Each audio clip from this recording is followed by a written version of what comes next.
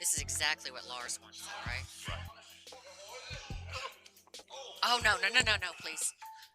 In this video, we will discuss the recent Monster Factory 6 event, the Global Elite Arm Wrestling pay-per-view event, then Devon LARRATT vs Alex KURDECHA practice poll, and finally, more updates about the GVW controversy. Corey West destroyed Wallace Dilly.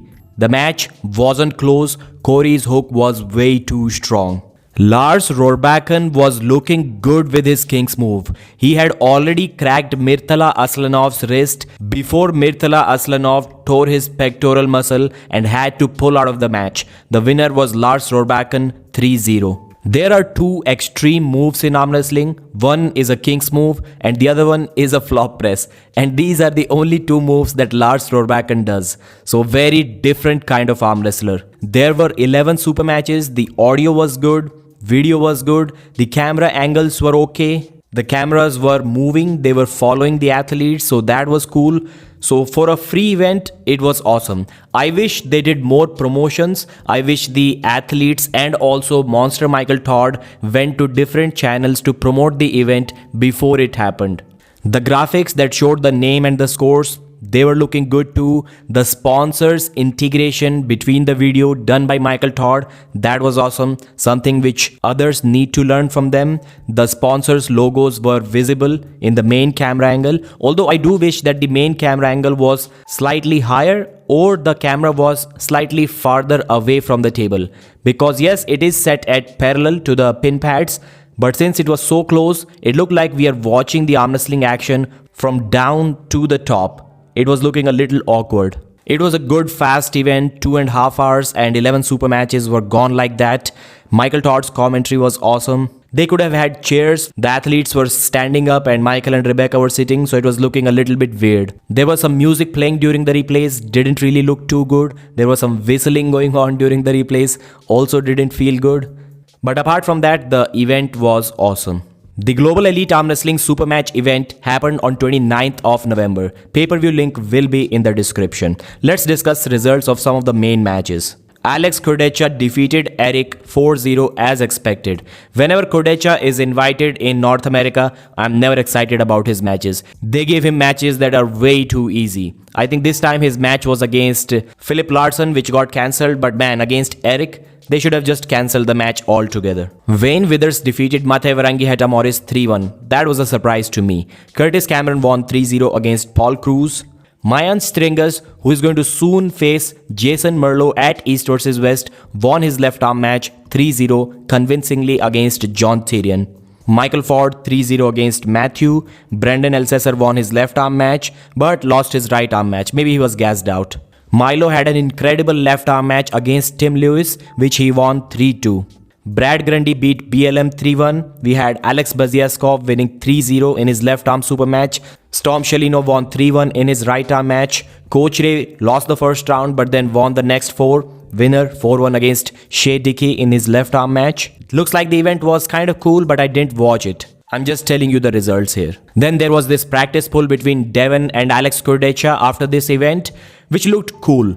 By now, we have already seen them practice maybe like 5-6 different times and arm wrestle 3 different times. So there are no surprises here. But what we got to know from this one is now Alex is no longer as dominant in the practice polls as he was earlier before facing Devon LARRATT in an actual super match, which clearly shows you that Devon has gotten a lot stronger since then. While a couple of years ago, Alex could pin Devon LARRATT 20 times in a row, 15 times in a row at least.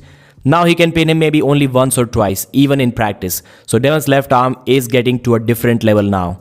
Denis Siplenkov also shared his opinion about the GVW controversy that is going on. And he also thinks that if they promise the athletes that they will be paid, they should be paid. And GVW is doing the wrong thing by not doing what they already promised to do.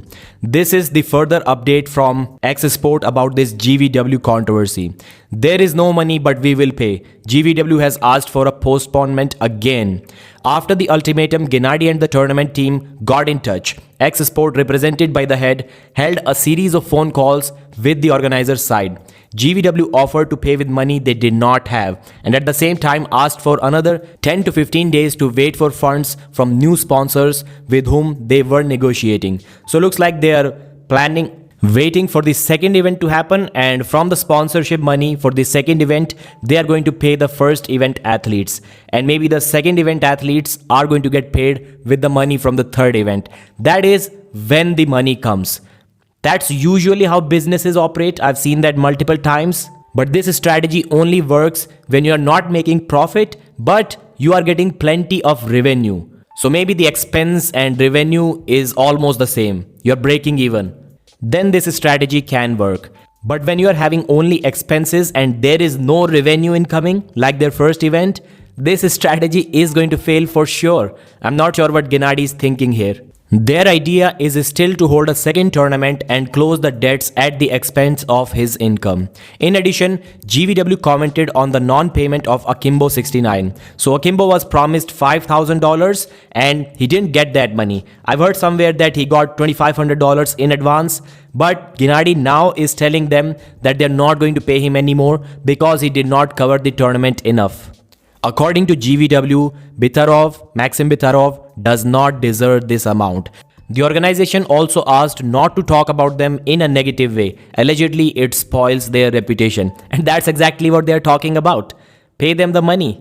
Genadi was talking about the respect that he holds in the arm wrestling community because he has arm wrestled for 20 years. He has many friends. He has not done anyone any wrong. Now he shouldn't be asking these guys to not talk in a negative manner about him. Where did the respect go all of a sudden? You also need to pay money to have the respect. So it's a difficult situation for GVW. It's like almost guaranteed to fall apart after this. But I hope somehow they make a comeback. Thanks for watching. Like the video and I'll see you again.